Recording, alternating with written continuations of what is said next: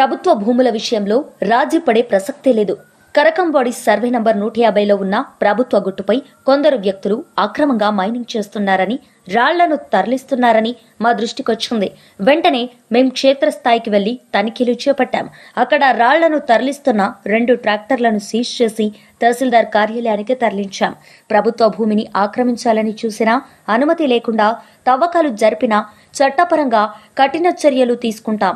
ఆ ప్రాంతం చుట్టూ ఫెన్సింగ్ వేయడంతో పాటు హెచ్చరిక బోర్డులను కూడా ఏర్పాటు చేస్తున్నాం.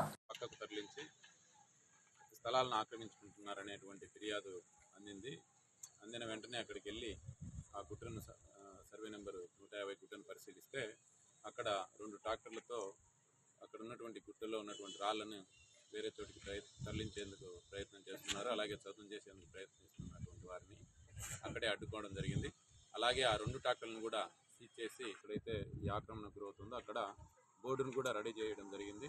ఆ ప్రభుత్వ స్థలంలో ఎవరు కూడా ఎటువంటి మైనింగ్ కార్యకలాపాలు కానీ, రాళ్ళను తీసేయడం కానీ, చదును చేసి ఆక్రమణలకు గురి చేయడం కానీ చేయకూడదని బోర్డు కూడా పాటించడం జరుగుతుంది.